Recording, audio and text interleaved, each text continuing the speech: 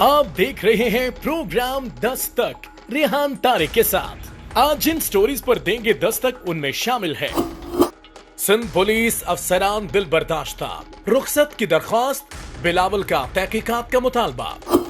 Sindh police का morale बुलंद कैसे होगा, वजीर आला खामोश क्यों। वजीर आजम का तूफानी दौरा लाहौर, अब की बार क्या तब्दीलियां आएंगी। आटा बहरान, माफिया जिम्मेदार या हुकूमत हुई नाकाम। कोरोना के बढ़ते केसेस, अवाम क्यों नहीं मोहतात। अस्सलाम वालेकुम, मैं हूं रेहान तारिक और आप देख रहे हैं दस्तक। कैप्टन रिटायर्ड सफदर पर मुकदमे और गिरफ्तारी के लिए पुलिस हुक्काम पर दबाव के मामले पर इंस्पेक्टर जनरल यानी आईजी सिंध समेत आला पुलिस अफसरान ने छुट्टियों पर जाने का फैसला कर लिया है। आईजी सिंध की छुट्टी की दरखास्त के बाद सिंध भर के आला पुलिस अफसरान ने भी यके बाद दीगरे बैक टू बैक छुट्टी की दरखास्त सबमिट की है। IG Sindh, additional IG Karachi, additional IG special branch और मुतादिद डीआईजीज भी इस मामले में शामिल हो गए हैं। Inspector general police Sindh Mushtaq Mahar, DIG headquarter Sindh Saqib Ismail Memon, additional inspector general IG और Karachi police chief Ghulam Nabi Memon, additional IG special branch Imran Yaqoob Minhas, DIG admin Karachi Amin Yousufzai, DIG जनूबी कराची यानी south Karachi Javed Akbar Riaz, DIG east Karachi Mohammad Noman Siddiqui, DIG west Karachi captain retired Asim Khan. यानी एक नाम नहीं है, एक लंबी फहरिस्त है। डीआईजी सीआईए भी इसमें शामिल हैं, Mohammad Arif Hanif, DIG CTD Umar Shahid, DIG Hyderabad Naeem Sheikh भी छुट्टी लेने वालों में शामिल हो गए हैं और ये फहरिस्त बढ़ती चली जा रही है। छुट्टी की दरखास्त देने वालों में DIG special branch Qamaruzzaman, DIG Sukkur Fida Hussain Mastoi, DIG Larkana Nasir Aftab, DIG Mirpur Khas Zulfiqar Larak, DIG Nawabshah Muzaffar और नवाज शेख भी इस मामले में शामिल है। अब यही नहीं है बल्कि कैप्टन रिटायर्ड सफदर के खिलाफ कायम मुकदमे के तफ्तीशी अफसर एसएसपी ईस्ट जो डॉक्टर फरूख अली हैं, उन्होंने भी अप्लाई कर दिया है कि उनको भी छुट्टी चाहिए।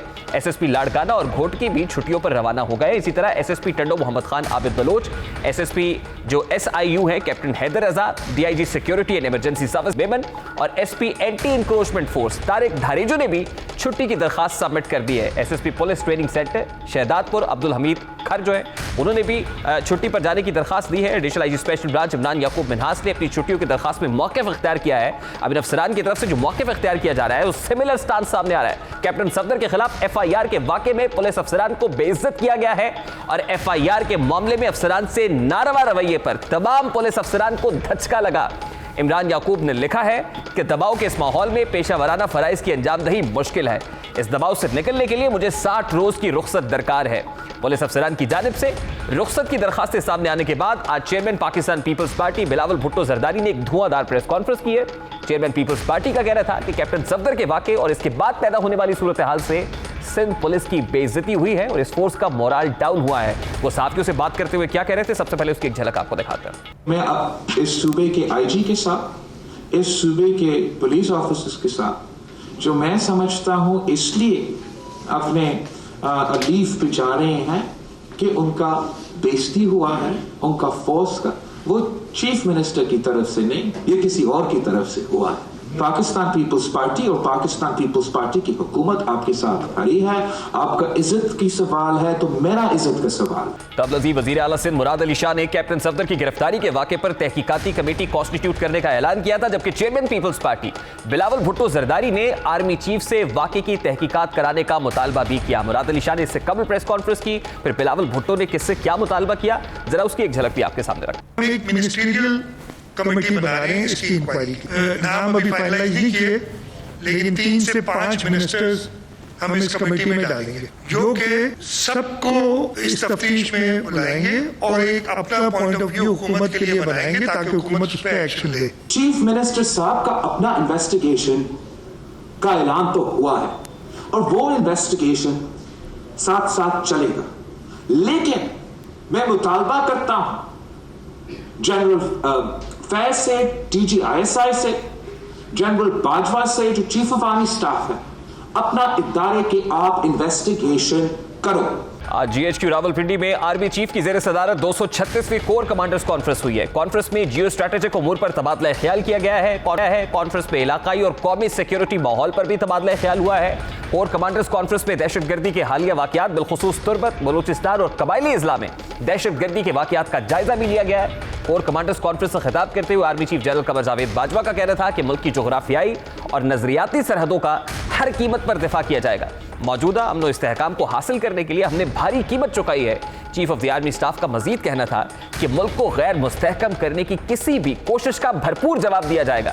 दूसरी जानिब chief of the army staff general Qamar Javed Bajwa ने कराची में पाकिस्तान मुस्लिम लीग नून के रहनुमा कैप्टन एटाइट सफदर की गिरफ्तारी के लिए पुलिस पर दबाव डालने से मुताल्लिक वाक़े का नोटिस ले लिया है। बिलावल भुट्टो जरदारी की तरफ से मुतालबा किया गया, आर्मी चीफ की तरफ से नोटिस लिया गया है। पाक फौज के शोबा ताल्लुकात याबा यानी ISPR से जारी बयान के मुताबिक army chief general Qamar Javed Bajwa ने कराची वाक़े का नोटिस लेते हुए कोर कमांडर कराची को फौरी तौर पर हकायक का तयन करने के लिए इंक्वायरी और जल्द अज जल्द रिपोर्ट पेश करने की हिदायत जारी कर दी हैं। जबकि आर्मी चीफ और chairman peoples party Bilawal Bhutto के दरमियान टेलीफोनिक राब्ता भी हुआ है। दोनों के दरमियान कराची वाक़े पर तबादला ख्याल किया गया है। Chairman Pakistan peoples party Bilawal Bhutto Zardari का आर्मी चीफ की जानिब से कराची वाक़े का नोटिस लेने पर शुक्रिया, जबकि कराची वाक़े पर शफाफ इंक्वायरी पर आर्मी चीफ के अहकामात को भी सराहा है। आज अपनी प्रेस कॉन्फ्रेंस के अंदर बिलावल भुट्टो जरदारी ने मौक़िफ़ अपनाया था कि वाक़े के नतीजे में पुलिस का मोराल डाउन हुआ है, जिसे बढ़ाने की जरूरत है। अगर मेरा पुलिस का कोई इज्जत नहीं रहेगा, वो अपना काम कैसे करे? गैर सियासी फैसलों की वजह से आज हमारे सिंध की पुलिस फोर्स डिमोरलाइज्ड है।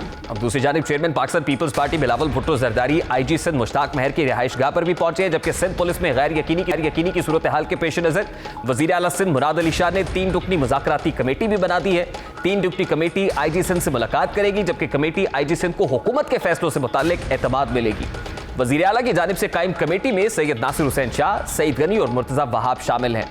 नायब सदर मुस्लिम लीग नून मरियम नवाज ने इस पर पीपल्स पार्टी की तरफ से जो सपोर्ट सामने आ रही है, सपोर्ट करने पर ट्वीट के जरिए बिलावल भुट्टो का शुक्रिया अदा किया है। उन्होंने लिखा है कि धौंस और जबर के सामने झुक जाने से इनकार करते हुए पूरी सिंध पुलिस ने छुट्टी की दरखास्त दे दी है। नायब सदर मुस्लिम लीग नून का मजीद कहना था कि इदारों को तबाह करने का राग अलापने वालों को अच्छे से पता चल गया होगा कि इदारे कैसे तबाह होते हैं और कौन तबाह कर रहा है। दरिया असना वज़ीर आज़म पाकिस्तान इमरान खान ने गवर्नर सिंध इमरान इस्माइल को इस्लामाबाद तलब कर लिया है, जहां सूबे की ताज़ा तरीन सूरत हाल पर तबादला ख्याल किया जाएगा। जबकि वज़रा कैप्टन सफदर के खिलाफ मुकदमे को सिंध हुकूमत की जाती कार्रवाई करार देते हैं। शहबाज गिल के मुताबिक कैप्टन सफदर के खिलाफ मुकदमा मरियम नवाज को सियासी फायदा पहुंचाने के लिए कायम किया गया है। अब इस तमाम तर मामले पर बात करेंगे। सबसे पहले पाकिस्तान पीपल्स पार्टी की सीनियर रहनुमा डॉक्टर नफीसा शाह हमारे साथ मौजूद है। बहुत बहुत शुक्रिया डॉक्टर साहब आपके वक्त के लिए। अब सबसे पहले तो ये बताइएगा, क्या ये पता लगाने की कोशिश की गई कि सिंध पुलिस में बदएतमादी पैदा हुई क्यों? इसके पीछे पर्दा मुहर्रकात क्या है, पीछे क्या वजह क्या है? देखिए, इसीलिए आज चेयरमैन बिलावल भुट्टो जरदारी ने तहकीकात के लिए आर्मी चीफ से कहा उनको कि आप नोटिस लें कि बताएं कि ये कौन लोग हैं जो रात के अंधेरे में आकर अपेरेंटली एलिजिडली IG को यरगमाल बनाते हैं और उससे ऐसा काम लेते हैं जो उनके प्रोसीजर में उसके गिवन रूल्स हैं, सिस्टम्स हैं, और ये इदारे को कमज़ोर कर रहा है, ये पाकिस्तान को कमज़ोर कर रहा है। लेकिन मेरा इस वक्त सवाल, जो सबसे बड़ा सवाल ये है कि इस सारे मामले में वफाकी हुकूमत किधर है? मेरा खदशा ये है कि साजिशी जो काम हुआ है वो वफाकी हुकूमत की तरफ से हुआ है। हाल ही में आपने सुना होगा कि कुछ आला अफसरान जो रिटायर हुए हैं उन्होंने बताया है कि कैसे खुद खान साहब जो है वो साजिश करते आ रहे हैं, और वो कहते हैं कि लम्हे को ये मान लेते हैं कि वफाकी हुकूमत ने साजिश की कोशिश की, वफाकी हुकूमत ने बदएतमादी पैदा करने की कोशिश की, लेकिन आपको नहीं लगता कि सिंध हुकूमत को जिस तरह से इस मामले को टैकल करना चाहिए था वो नहीं किया गया? और आज जिस वक्त ये मामला हुआ, पता चला कि सिंध पुलिस फोर्स के अंदर एक बदएतमादी पाई जाती है, वो छुट्टी पर जाना चाहते, तो फिर एक कमेटी कॉन्स्टिट्यूट की गई कि वो IG सिंध से पूछे कि मामला क्या है। और उससे पहले IG सिंध को शायद ये लगा कि chief executive of the province उनकी बात नहीं कर रहे हैं, क्योंकि प्रेस कॉन्फ्रेंस में भी IG से रिलेटेड सवाल का जवाब नहीं दिया। तो आपको नहीं लगता कि जिस तरह टैकल करना चाहिए था मामला उस तरह से हैंडल हुआ नहीं है? नहीं जी, देखिए, Sindh government was caught between a rock and a hard place.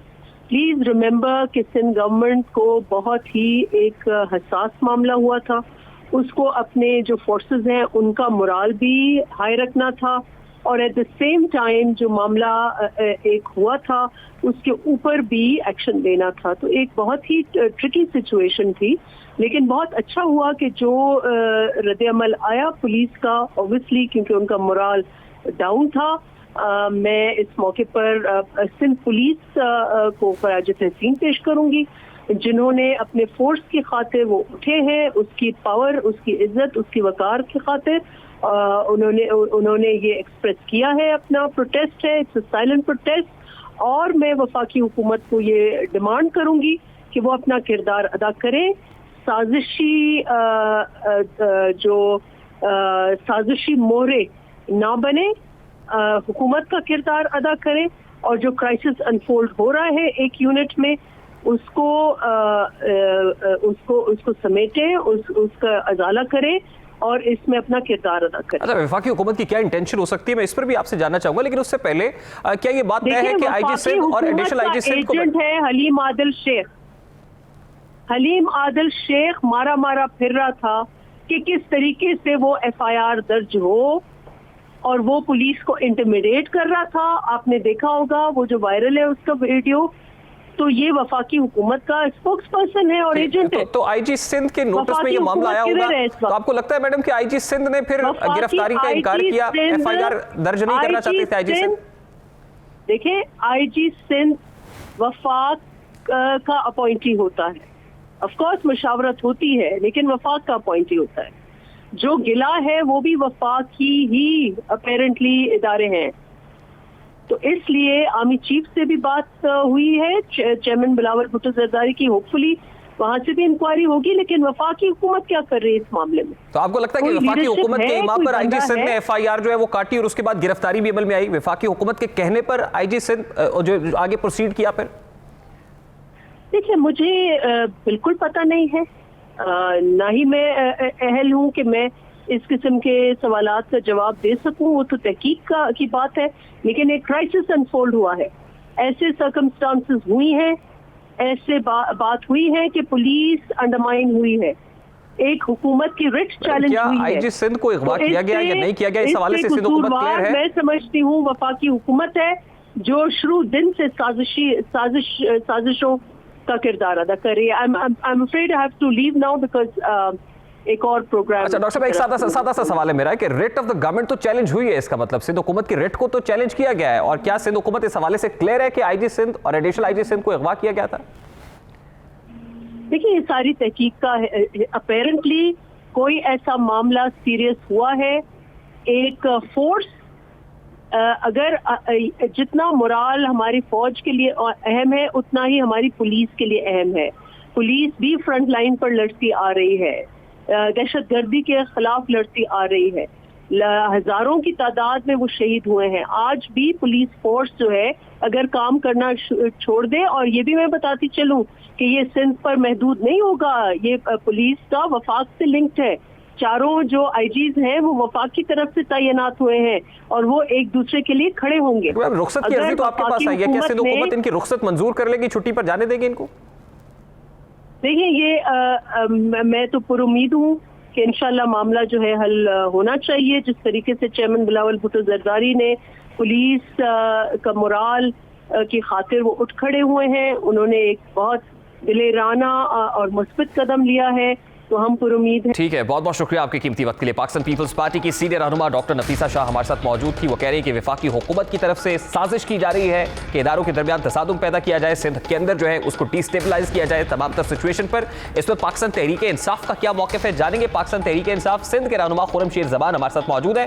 बहुत बहुत शुक्रिया खुर्रमशेर ज़बान साहब आपके वक्त के लिए। सर, सबसे पहले तो मेरा बड़ा सादा सा सवाल है, क्या सिंध हुकूमत और सिंध की पुलिस फोर्स के दरमियान को बदएतमादी की फजा पैदा करने की कोशिश की जा रही है किसी तरफ से?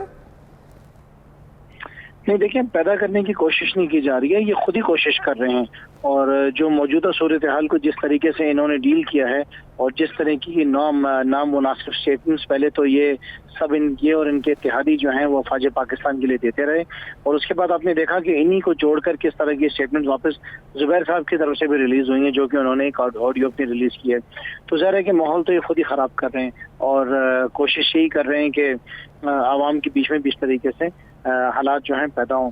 लेकिन ये फेलियर सबसे बड़ा जाहिर है कि ये फेलियर तो सिंध हुकूमत का है और होम मिनिस्टर का फेलियर है। चीफ मिनिस्टर साहब खुद मामला को हैंडल नहीं कर पा रहे। बिलावल भुट्टो जरदारी की प्रेस कॉन्फ्रेंस तो आपने सुनी होगी, उन्होंने आर्मी चीफ से मुतालबा किया और आर्मी चीफ ने कमेटी कॉन्स्टिट्यूट कर दी है, उस सतह पर भी इंक्वायरी होगी और कमांडर को रिस्पांसिबिलिटी दी है। अगर कमेटी बिठाई है तो वो कमेटी फैसला करेगी, जो चीज़ जो हकीकत होगी वो सामने आ जाएगी। लेकिन इनकी जिम्मेदारी है कि इन्होंने अपनी सिंध पुलिस को कंट्रोल करना है और सिंध पुलिस ज़ाहिर है कि इनकी डायरेक्शन से काम करती है। हमने तो अप्रिशिएट किया था कि जब FIR कटी थी कि चलें ठीक है, पुलिस हमने वर्दी का हक अदा किया और इस बात के किसी खौफ के अंदर नहीं रहे वो कि किसी के प्रेशर के ऊपर आया। तो याद रखें कि कोई भी FIR कटती है सिंध के अंदर, जो भी बड़ी किसी पर्सनैलिटी की हो, वो हुकूमत की मर्जी के बगैर नहीं कटती। और यही अल्फाज SHO के भी थे। उन्होंने खुद मुझे कहा था SHO ने कि जब तक आला अफसरान ये ऊपर से हमें अहकामात नहीं आ जाएंगे हम FIR नहीं काटेंगे। अब ये इन्होंने खुद जवाब देना है कि FIR इन्होंने, लेकिन दूसरी तरफ जो वर्जन आ रहा है उसमें ये कहा जा रहा है कि chief executive of the province उसको एतमाद में लेना तो दूर की बात, IG सिंध से भी नहीं पूछा गया, उल्टा IG सिंध को किसी नामालूम मकाम पर मुंतकिल किया जाना, वहां पर एडिशनल IG सिंध पहले से ही मौजूद थे। तो बदएतमादी तो अफसरान की माबैन पैदा होगी कि वो फोर्स जो शहरियों के तहफ़्फ़ुज़ को यकीनी बनाने के लिए जिनकी रिस्पॉन्सिबिलिटी है वो खुद महफूज नहीं है। खुर्रम शेर जमान साहब, जैसे फरमाया कि सिंध पुलिस जो है वो जवाब दे सिंध हुकूमत को है, अपने होम मिनिस्टर को जवाब दे, जो होम मिनिस्टर इनके मुराद अली शाह हैं। सिंध हुकूमत वफाकी हुकूमत सिंध हुकूमत को कंट्रोल नहीं करती है, सिंध पुलिस को कंट्रोल नहीं करती है। तो ये इनकी जिम्मेदारियां हैं कि इन्होंने अपने डिपार्टमेंट्स को किस तरह चलाना है। अगर कोई उसके अंदर वीकनेस है तो जाहिर है उसको भी जवाब दे। आप ये कह रहे हैं कि IG साहब से आपकी बात हुई तो IG साहब ने आपको बताया कि chief executive of the province ने उन्हें कहा कि ये पर्चा काटा जाए, या फिर वो इस हक में नहीं थे कि पर्चा होना चाहिए और फिर पर्चा काटा गया, गिरफ्तारी भी हो गई, जिस पर सिंध की जो पॉलिटिकल एलीट है वो उस पर एक पेज पे नहीं थी। हम 10 घंटे थाने के अंदर थे। सुबह 6 बजे हमें FIR मिली है और हमें बार बार यही बताया गया कि जब तक हमारे सीनियर ऑफिसर्स हमें इजाजत नहीं दे देते हम FIR नहीं काटेंगे। सुबह के 5:30 बजे वो आए हमारे पास और उन्होंने बोला कि ठीक है हम आपका पर्चा काट रहे हैं। तो जाहिर है इनको इजाजत मिली होगी, अपने सीनियर ऑफिसर्स के थ्रू मिली होगी। अब वो अल्लाह बेहतर जाने कि उसके पीछे क्या है या क्या नहीं है, लेकिन हम तो अपने हक के लिए खड़े हुए थे कि एक शख्स है उसने मज़ार कायद के ऊपर जाके जो कुछ उसने किया।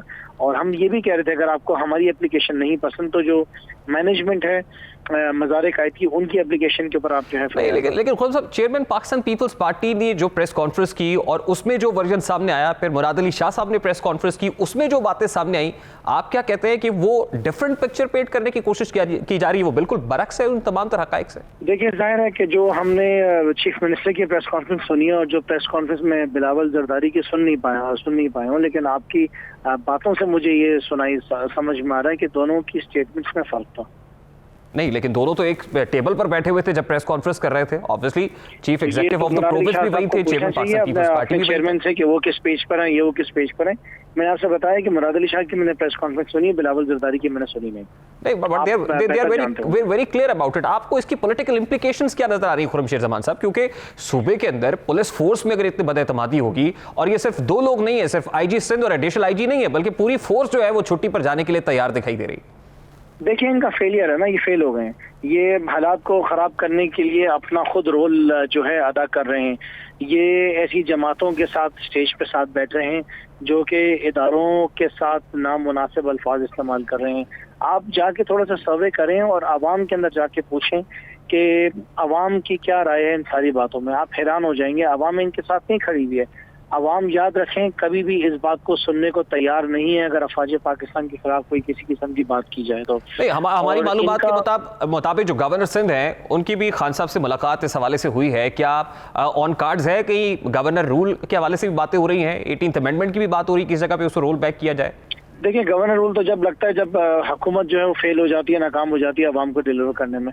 आपके सामने इस हुकूमत के क्या हालात हैं और जाहिर है कि अगर हुकूमत इसी राह पे चलती रहेगी तो वजीर आजम साहब की तो जिम्मेदारी है कि जिस तरह KP पंजाब और बलूचिस्तान के लोग काम करते हैं उनको सिंध की भी फिक्र करनी पड़ेगी। तो मेरे ख्याल से सिंध हुकूमत को अपनी सिंध को दुरुस्त करना पड़ेगा, नहीं तो इनके लिए मामला खराब होंगे। आप कह रहे हैं कि this is failure of the government, और फिर आप ये कह रहे हैं जब गवर्नमेंट फेल होती है तो फिर गवर्नर रूल या इमरजेंसी नाफिज होती है। तो आपको लग रहा है कि this is the high time कि जब गवर्नर राज करने जा रहे हैं वो ऑप्शन अवेलेबल यूज किए जाते हैं? नहीं, आप ये कह रहे हैं कि ऑन कार्ड्स इस वक्त ये है कि गवर्नर राज जो है इंपोज होने जा रहे हैं सिंध में। This is something नहीं, मैंने आपसे ये नहीं कहा, मैंने आपसे ये कहा है कि जब गवर्नमेंट काम नहीं करेगी तो ज़ाहिर है फेडरल गवर्नमेंट जो भी आइन में ऑप्शन लिखे हैं उसको इस्तेमाल करेगी। ठीक है, बहुत बहुत शुक्रिया खुर्रम शेर ज़बान साहब आपके वक्त के लिए। पाकिस्तान तहरीक इंसाफ के रहनुमा खुर्रम शेर ज़बान हमारे साथ मौजूद थे। एक तासुर अपनी जगह पर मौजूद है कि जो सूरत हाल इस वक्त सिंध में दिखाई दे रही है, कराची में जो हो रहा है, गवर्नर की मुलाकात इमरान खान साहब से वज़ीर-ए-आज़म पाकिस्तान से मिल रहे हैं, शायद कहीं ना कहीं गवर्नर राज का मामला भी ऑन कार्ड्स मौजूद है। इस हवाले से खुर्रम शेर ज़बान क्या कह रहे थे आपने सुना। यहाँ एक ब्रेक लेंगे और ब्रेक के बाद जब वापस आएंगे तो फिर बात करेंगे कि क्या ऑपोजिशन के गिर्द घेरा तंग किया जा रहा है, घेरा तंग हो रहा है, और आने वाले वक्त में क्या सूरत हाल हो सकती है, इस पर बात होगी। इस ब्रेक के बाद हमारे साथ रहिए।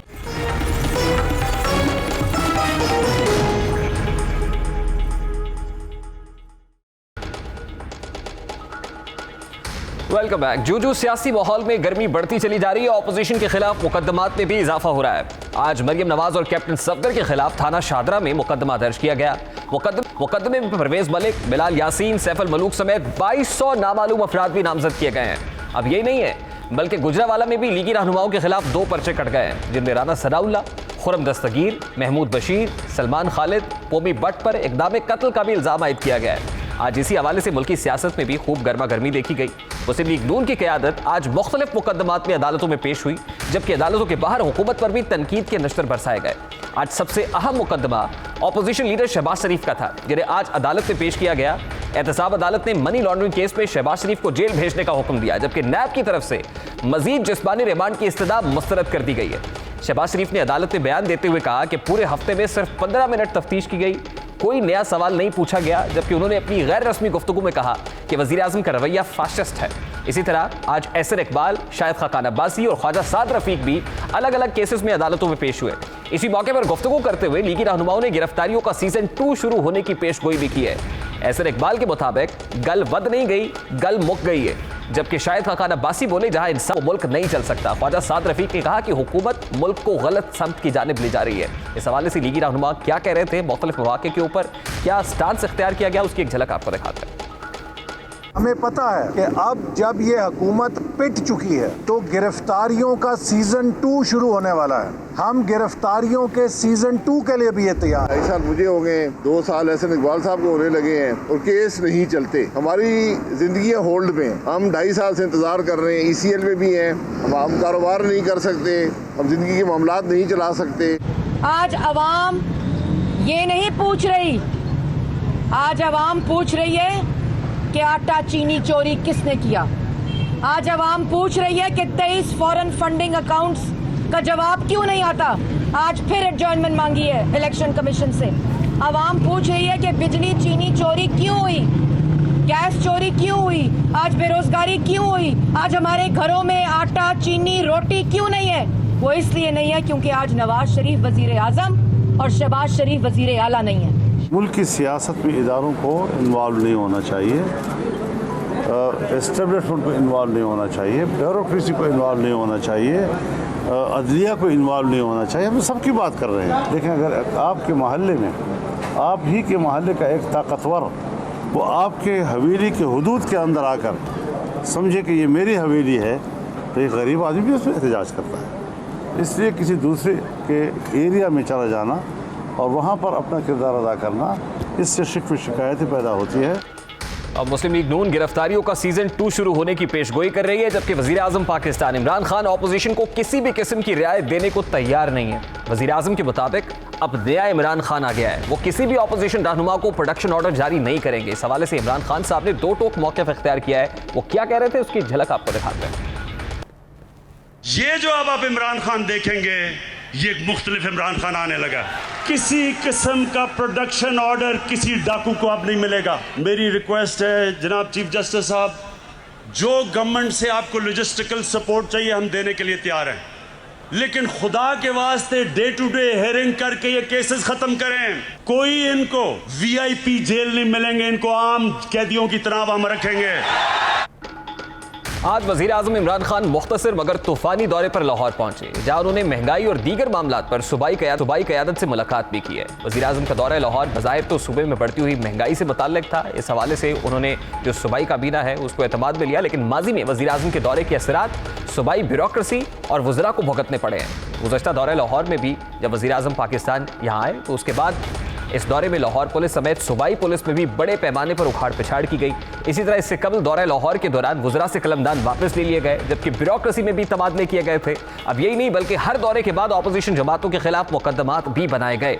हालिया दौरा लाहौर में भी मौजूदा सियासी सूरत हाल के पेश नज़र से खासा अहम करार दिया जा रहा है। इस वक्त पाकिस्तान मुस्लिम लीग नून की सीनियर रहनुमा सायरा अफजल तारड़ हमारे साथ मौजूद है। बहुत बहुत शुक्रिया सायरा साहब आपके वक्त के लिए। सबसे पहले तो ये कहिएगा कि क्या वाकई गिरफ्तारियों का सीजन 2 शुरू होने वाला है, और अगर ऐसा होता है तो पर्टिकुलरली पाकिस्तान मुस्लिम लीग नून की काउंटर स्ट्रैटेजी क्या होगी फिर? बहुत शुक्रिया जी। अभी आपने 3 बातें कही इमरान खान साहब की। नंबर 1 ये कि प्रोडक्शन ऑर्डर नहीं होंगे, क्या वो वजीर आजम की सवाबदीद है? इनको ये भी नहीं पता कि स्पीकर की क्या इम्पोर्टेंस है और उसकी क्या हैसियत है और उसकी क्या इज्जत है। मतलब स्पीकर साहब को चाहिए फिर कैसर साहब को के घर चले जाएं और लेट प्राइम मिनिस्टर डिसाइड के किसके प्रोडक्शन ऑर्डर होंगे और नहीं होंगे। इंतकामी कार्रवाई पे होगा ना। परवेज इलाही साहब को भी यही कहते हैं कि हम जाके ऑर्डर ना करें, डायरेक्ट प्राइम मिनिस्टर हाउस से फोन आता है। नंबर 2, आपने कहा कि उन्होंने कहा कि अब वो जेल में रहेंगे और आम जेल में नहीं रहेंगे, वीआईपी ट्रीटमेंट नहीं होगी। मुझे ये बताएं कि ये चीज क्या साबित करती है? क्या नायब वजीर आजम के मातहत है?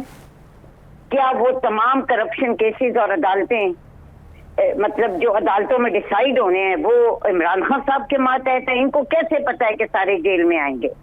इनको कैसे पता है कि जब वो जेल में आएंगे उनका किसी न किसी केस में उनकी जमानत कैंसिल होगी, उनकी अदालत उनको नायब जो रेफरेंस देगी उसके भी हाथ पे भेजेंगे? ये सब कुछ इनके इख्तियार में नहीं है। ये बुखलाहट का शिकार हो गए हैं। ये इदारों को इनके अपने मुंह से निकला कि नायब हमारे साथ, और उसके बाद उन्होंने कहा कि मैं नैब को कहूंगा भी। आप नैब को डिक्टेट कर सकते हैं। सारे साहब, इसका मतलब है कि पाकिस्तान मुस्लिम लीग नून भी क्लियरली फोर्स ही कर रही है कि गिरफ्तारियों का सीजन 2 शुरू हो रहा है और ऑपोजिशन को मजीद कॉर्नर्ड किया जाएगा। ये मजीद दबाव जो है कैसे बर्दाश्त करेंगे? पाकिस्तान मुस्लिम लीग नून तो पहले बिल्कुल कॉर्नर्ड दिखाई दे रही है। जनाब, कॉर्नर में दिखाई दे रही है।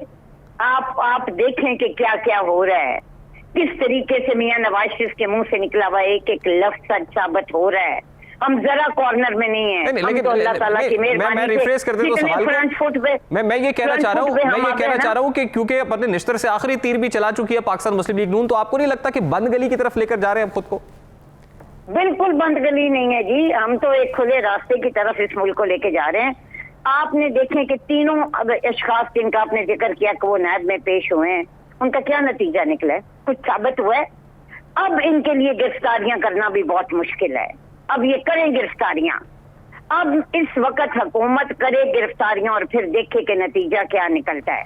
अच्छा, जैसे हम बिल्कुल खौफजदा नहीं है। हम इतने बेखौफ हो गए और इतने नडर हो गए, ना हमें कत्ल के पर्चों की परवाह है, ना हमें गद्दारी के पर्चों की परवाह है, ना हमें बगावत के पर्चों की परवाह है। करते जाएं और खुद ही उनको हटाते जाएं। कराची में जो कुछ हुआ, जो वो अब MNA साहब का अलीम आदिल शेख साहब का भांजा जो था, क्यों उसको अच्छा जमानत फारसी जमानत करानी पड़ी? मतलब मुद्दई भी इनके अपने बंदे। माहौल के अंदर जैसे मरियम बीबी ने कहा था कि मेरे और मियां साहब के बयानिए का बोझ उठाना हर किसी का काम नहीं है। सबसे पहले तो पाकिस्तान मुस्लिम लीग नून इंटैक्ट रह पाएगी नहीं? मेरा तो है। क्या दीगर ऑपोजिशन जमातें जो इस वक्त PDM में आपके साथ है वो भी ये बोझ बर्दाश्त कर पाएंगी? देखिए जी, आज जिस तरीके से बिलावल भुट्टो जरदारी ने आके आर्मी चीफ को और DGISI को कहा है और जिस तरीके से पुलिस ने स्टैंड लिया है, मेरी इत्तला के मुताबिक कि IG साहब के साथ बड़ी ज्यादती हुई है, बड़ी इंसल्ट और ह्यूमिलेशन हुई है उनकी। अब वो बातें मैं बता नहीं सकती जो उनके साथ हुई हैं और किसने की हैं। ये सब क्या है? PDM क्यों नहीं बोझ उठाएगी? जो कुछ आज पीपल्स पार्टी की हुकूमत के साथ कल हुआ है, उनको नजर नहीं आ रहा? क्या अपनी इज्जत, क्या आवाम को क्यों बिलावल को आके प्रेस कॉन्फ्रेंस करनी पड़ी? क्यों बिलावल ने कल कहा और राजा परवेज अशरफ ने कहा कि हम शर्मिंदा हैं, हमारे मेहमान हैं? PDM क्यों एक एक जो उसका मेंबर है ना, उसको पता है कि हमें तोड़ने की वादी नजर में क्या पाकिस्तान मुस्लिम लीग नून को आइसोलेट करने की, अकेला करने की कोशिश तो नहीं की जा रही? और क्या इस हदफ में आपको कामयाब होते हुए दिखाई दे रहे हैं? आपको भी पता है कि कितनी को कोशिशें की जा चुकी हैं। मौलाना की तरफ कितने मैसेजेस गए हैं, पीपल्स पार्टी की तरफ कितने मैसेजेस गए हैं, बाकी जमातों की तरफ। लेकिन आप देखिएगा कि हर आने वाले दिन के साथ PDM और मजबूत होगी। किस तरीके से कल वो मरियम बीबी के पीछे सारे खड़े हो गए। आज आपने मौलाना अताउर रहमान साहब की सेनेट में तकरीर भी सुनी होगी। तो ये जो ज्यादती हो रही है ना, और ये ताकत के नशे में जो जो कुछ हो रहा है, ये आप देखिएगा कि इंशाअल्लाह ताला चीजें जो है ना वो खुद ब खुद खुल के सामने। बिल्कुल ठीक है, बहुत बहुत शुक्रिया सायरा अफजल तारड़। एक ब्रेक लेंगे जिसके बाद बात करेंगे कि मुल्क में आटे का बहरान आखिर क्यों सर उठा रहा है, इसके पीछे माफिया है या वजह कुछ और है। इस मामले को जानने की कोशिश करेंगे इस ब्रेक के बाद। हमारे साथ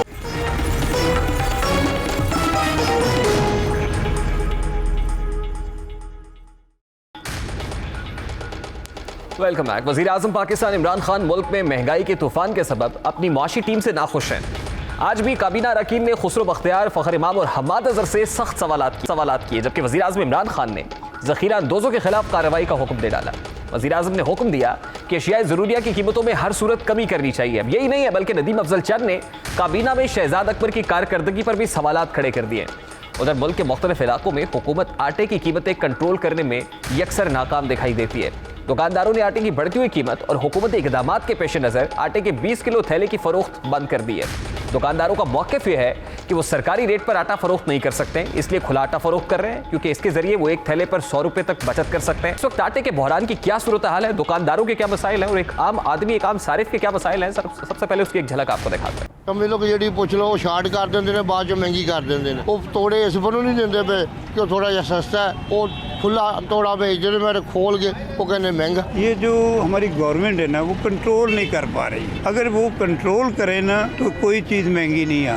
वो इंतज़ामिया सही नहीं है, कंट्रोल सही नहीं है। जाओ आटा है नहीं है, चीनी है नहीं है, घी है नहीं है। आटा जो है मेरा ख्याल 400 रुपये मिल रहा था, फिर 450 हुआ, 500 हुआ, अब मेरा ख्याल 800 रुपये हो गया। बहुत कम जगह पे हैं जहाँ दस्तियाब हैं, वहाँ जहाँ जाओ आटा कहते हैं ही नहीं। बोला सर इस वजह लगे महंगाई बहुत हो गई, आटे पे रेट बहुत बढ़ गए। इस हुकूमत 2 साल में जो है ना कम से कम भी 300 रुपये 10 किलो पे बढ़े। आटा महंगा बहुत हो गया है, लोगों की गुंजाइश नहीं है इतनी कि वो पैकेट लें 10 किलो का, 5 किलो का। हर किसी का अलग अलग रेट है, इसलिए आदमी कोशिश कर रहा है कि 10 रुपये बच जाए, सस्ता आटा रखे।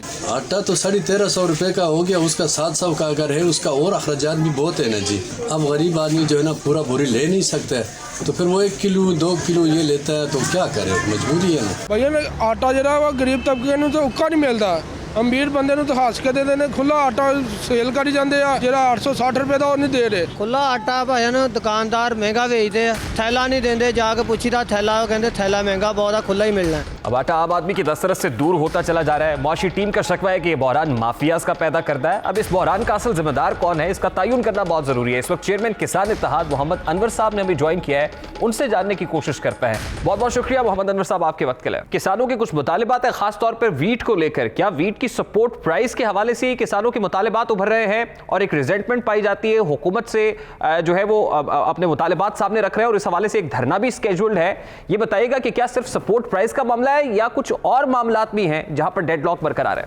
मेहरबानी जी, गुजारिश ये है कि मेरे किसान से 1400 रुपये मन गंदम खरीदी गई और जिस किसान ने नई गंदम दी, गन पॉइंट पे उसके घर से उठा ली गई। अब मेरे किसान के घर में गंदम काश करने के लिए बीज भी नहीं है। हमारा मौजूदा हुकूमत से मुतालबा ये है कि हमसे सस्ती गंदम ख़रीद के, अब गंदम का रेट 2400 रुपये फ़ी मन है, तो हमारे बकाया पैसे कौन खा गया? कम अज़ कम अगर 1400 रुपये मन हमसे गंदम ख़रीदी है तो हुकूमत आवाम को 1400 रुपये मन के हिसाब से 1650 के हिसाब से आटा दे। अब क्यों आटा महंगा दे रहे हैं? अब क्यों 75 रुपये किलो आटा दे रहे हैं? क्या ये हुकूमत है? हुकूमत नाम की कोई चीज़ है? ये क्यों आटा महंगा बेच रहे हैं? 3 चीज़ें गरीब आदमी खाता है, आटा, घी, चीनी, तीनों महंगी कर दी। गरीब जाए कहाँ? जो हम एहतजाज कर रहे हैं, हमारा पहला मुतालबा है कि गंदम आटा कौम को सस्ता दिया जाए, क्योंकि हमसे गंदम सस्ती खरीदी गई। इस गवर्नमेंट के लिए दूसरा मुतालबा ये है कि हमसे गन्ना 190 रुपये ख़रीदा गया, चीनी का रेट 55 रुपये बनता था, इन्होंने 70 रुपये का ऐलान किया। अब क्यों 110 रुपये चीनी बेच रहे हैं? 70 रुपये चीनी दे कौम को। क्या कसूर किया कौम ने? ये कसूर अगर किया है कि पीटीआई को वोट दिया तो दोबारा मेरा ख्याल गलती नहीं करेंगे। तीसरा मुतालबा, खादें जो डीएपी आज से 10 दिन पहले 3400 रुपये की थी, आज 4200 रुपये की होगी और मार्केट में मिलती नहीं है। यूरिया 2000 की होगी और मार्केट में शार्ट है। गंदम की बिजाई शुरू है, बीज गंदम का मार्केट में नहीं जो है। मैं समझ पाया वो ये है कि जो सपोर्ट प्राइस गंदम की और गन्ने की किसान को दी जा रही है वो बहुत कम है और आटा और चीनी महंगे फरोख्त किए जा रहे हैं। इस हवाले से एक गैप मौजूद है। आप ये कहते हैं कि आपको सब्सिडी देनी चाहिए, वो बीज का मामला हो या फिर पेस्टिसाइड्स का मामला हो, या फिर आप ये मुतालबा कर रहे हैं कि जो सपोर्ट प्राइस आपको दी जा रही है वो सपोर्ट प्राइस बढ़ानी चाहिए?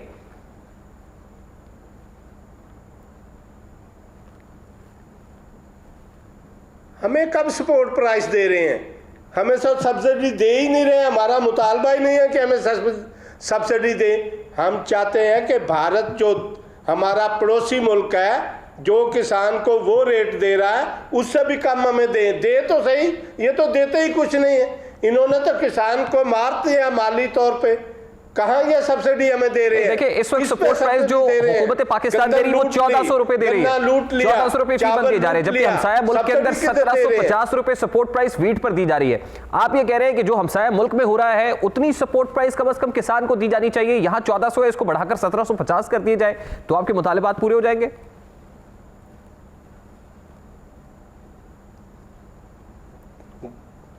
गुजारे ये है कि पड़ोसी मुल्क जो 1750 रुपए दे रहा है वो भी तो गंदम ही काश्त कर रहा है, वो भी गंदम पे उतने खर्चे आ रहे हैं। उधर खाद सस्ती है, डीएपी सस्ती, यूरिया सस्ती, पानी बिजली मुफ्त।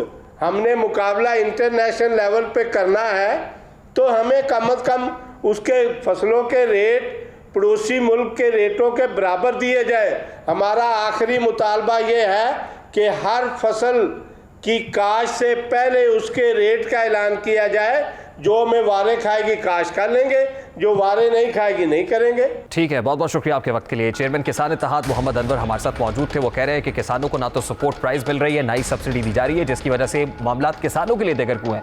या एक ब्रेक लेंगे और ब्रेक के बाद जब वापस आएंगे तो फिर बात करेंगे कि मुल्क में बढ़ते हुए कोरोना केसेस की असल वजूहात क्या है और मामला कितना संगीन होता चला जा रहा है, क्या वाकई दूसरी लहर भी उठ रही है। इस मामले को उठाएंगे इस ब्रेक के बाद। हमारे साथ रहिए।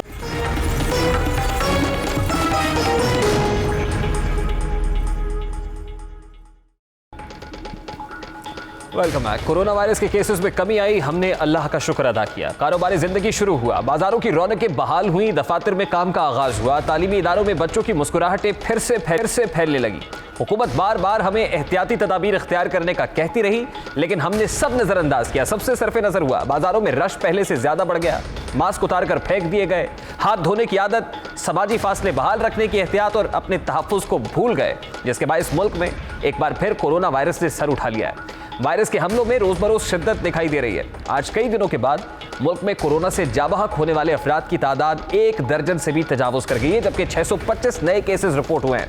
सिर्फ शहर लाहौर में 48 केसेस सामने आए, जबकि एक रोज में 4 अमवात भी रिकॉर्ड की गई है।